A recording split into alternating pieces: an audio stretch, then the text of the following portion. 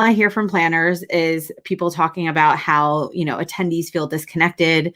There are some kind of like weird things people are doing to try to get people to network, but networking is one of those key things I know planners are trying to solve. So let me introduce Lawrence Coburn, co-founder of Twine. Hi, Lawrence. How are you? Hey Liz, how's it going today? Good, good. So Hey. I'm already a huge fan of Twine, but I'm sure that there are people who are watching who haven't heard of you guys yet. I'm not sure how that's possible, but it's a big industry. So I'm excited to talk. I figure we can keep it a little more conversational if that's okay with you. But can you tell people a little bit more about Twine, what it is? Yeah, sure. So you know what? I'm actually going to start from a tweet that I just saw. Nick Borelli just posted. He's on the ground in Las Vegas at MPI and he posted something really subtle and interesting that kind of hit home for me. And I'll read it to you all. But what he says is the first in-person event in over a year. I'm hanging out in the hallways. I miss the hallways more than the content. Hashtag WEC Vegas. And so I thought that was so subtle and good. And I'll give you kind of the segue into what Twine is working on. Well, Twine is trying to bring that hallway vibe to your virtual or hybrid event. So I really enjoyed hearing the unbridled pitch, and I've been following closely what companies like Hopin are doing and SwapCard. And these are sort of all-in-one services. They're bringing a lot to the table. That's not what Twine does. Twine only does one thing, and that is we try and bring the magic of those serendipitous conversations that used to happen in the hallway, the elevator, the bar, to your virtual or hybrid event. So tell me a little bit more about how that works, because Anne was saying what kind of weird things. I'm seeing all kinds of tools. I won't name any names, but where, at least as an introvert myself, you kind of go in and it's like, what am I doing and where am I clicking? And this doesn't feel like networking. It feels like eavesdropping on other people's conversations. And there's some funky tools out there. Some of them are cool. So what's unique about Twine? What are you guys doing that's different in the networking space? Yeah, maybe we can play the video just for a few seconds and kind of ground people in how the experience works. Do you want to go ahead and hit play? So let me talk over the top here. So what you're watching is a Zoom. You have a couple of folks talking on a Zoom, and they're going to do a handoff right into a Twine networking experience. So someone just dropped the Twine link into the Zoom chat. The attendees tap on that link. There's a quick audio visual AV check. You can check your speakers, make sure you have the right settings set up for your audio and your visual. And then there's a Twine matching algorithm. First, we deliver what's called an opening act. This could be a VIP at your event, an executive at your company, kind of set the context and the framing. And then the matching algorithm starts firing. And so what it's doing, it's looking for a conversation partner, a one-to-one conversation partner for you from available attendees. And when we find a match for you, we give you a little prompt like it's coming. You tap on ready, and then you get dropped into a one-to-one conversation. So we give you a little bit of a preview. So in this case, Zola, who's participating here, is being matched with Anne, who I'm sure many of you know. You get a little preview of the bio. You get a conversation starter. That is something that you can talk about to help eliminate the awkwardness a little bit. And then you're dropped into this one-to-one experience. So it's a little bit different than some of those spatial services out there. And like, we really love the experimentation that's happening from companies like Wonder and Remo. And there's lots of cool stuff happening. I would encourage you to try all of those services.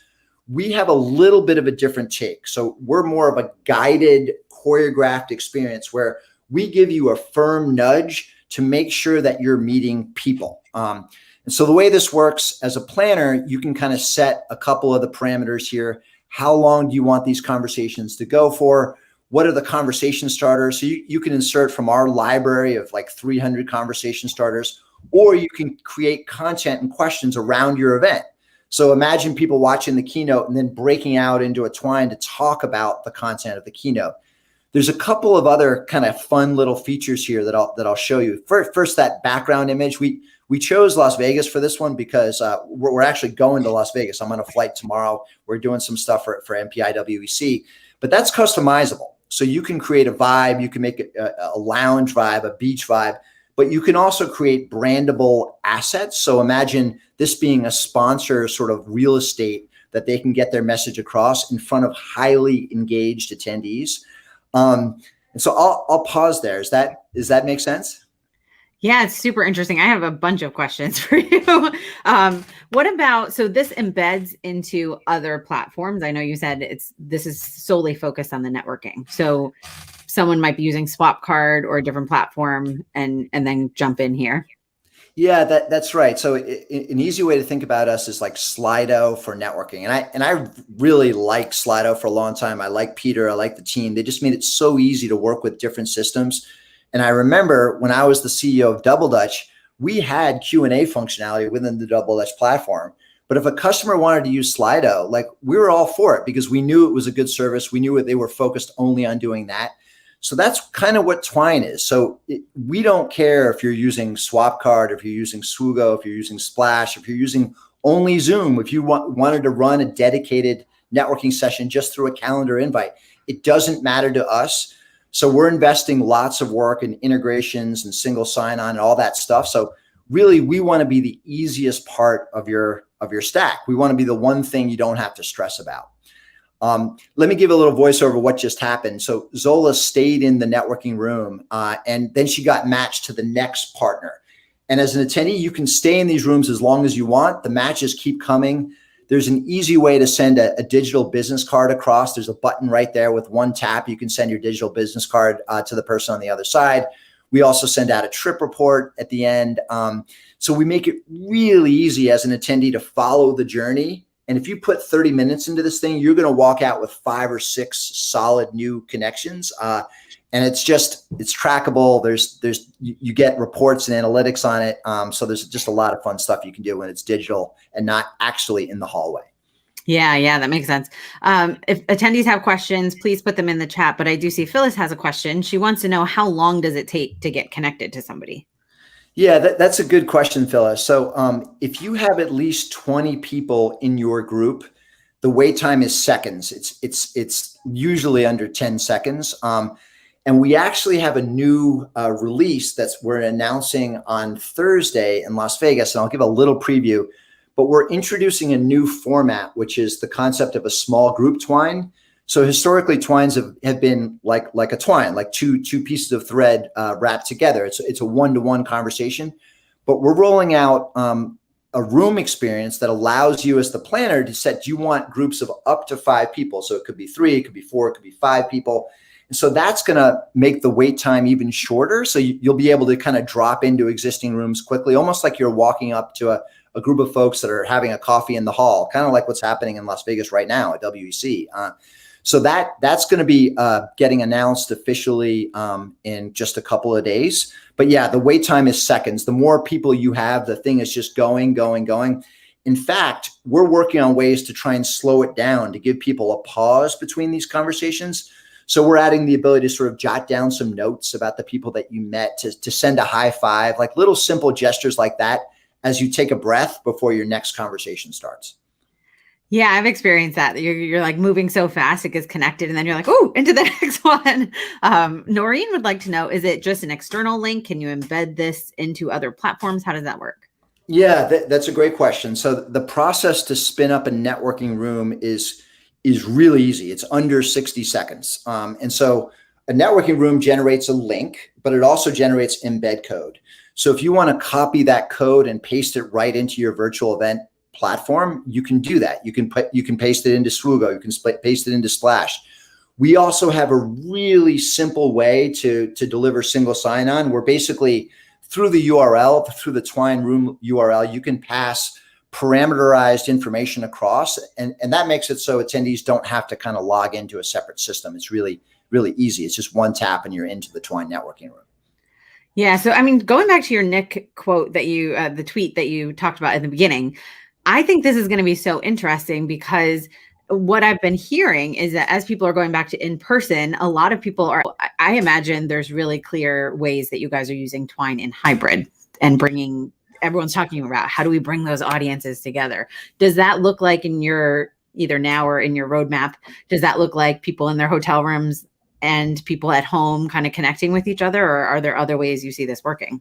Yeah, that's the $1 billion question right there. And I actually think, as exciting as it is, like California, I live in San Francisco, California just opened up yesterday. and the city Yeah. was a party. Like the bars were full. The bartenders made more money than they have in months and months and months. The parks were full. Everyone out. It's exciting.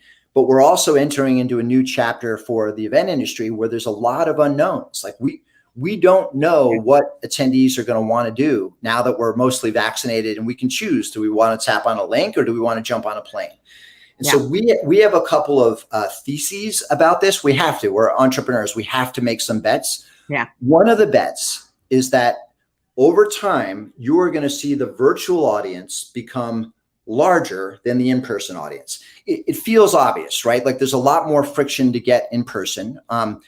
Another bet that we're making is that most event planners with the means are not going to dial off the virtual experience. Why? Because the reach is so much better. The accessibility is so much better. The analytics and reporting is so much better.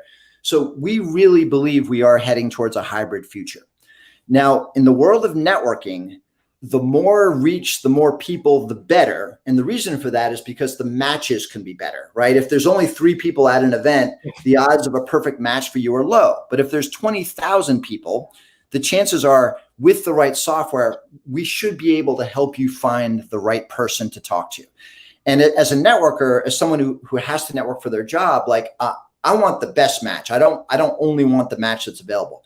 So between those bets that we're making, we have the case for even as an in-person attendee wanting to connect with the entire pool of people that are there. And so maybe initially that's in the hotel room. Maybe it's on a mobile version of Twine that allows you to kind of dip in as you're walking from one convention center to the other. But we also have a couple of other ideas for sort of lightweight product gestures that are actually in-person experiences, but we can't talk about those yet, unfortunately. So Liz, you'll be the first to know when we roll those out. Yeah. Make sure I get that press release. Super interesting. Okay. So one thing that I didn't see in the video, but I've experienced when I used Twine myself was kind of that end piece where you then kind of almost like rate your matches that you just had. And I know as someone who goes to a lot of networking events, I found that super helpful. So you can kind of say like, okay, I've met this person. They were great. I just don't want to be connected with them again at a future event because we know each other or because we work at the same company or whatever you want to say.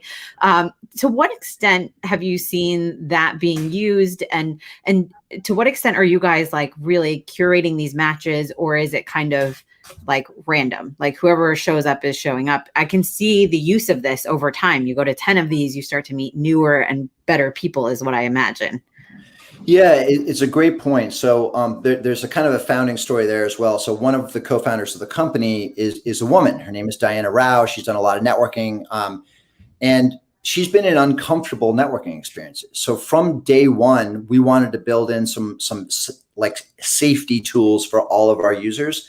And one of those safety tools is the ability to say after a conversation, of course, you can always exit a conversation mid-flight, but the ability to say, I don't ever want to be matched with this person again.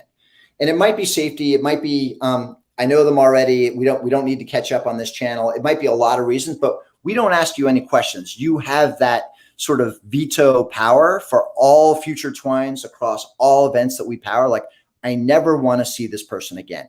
I kind of wish that existed for in-person. I was just about to say the same thing. I don't know the tech that would enable that. So it started as sort of safety, but it's actually become a helpful thing where if I talk to someone all the time, like I don't want to waste my one shot with someone I'm going to talk to anyway later in the day kind of thing, right? Yeah.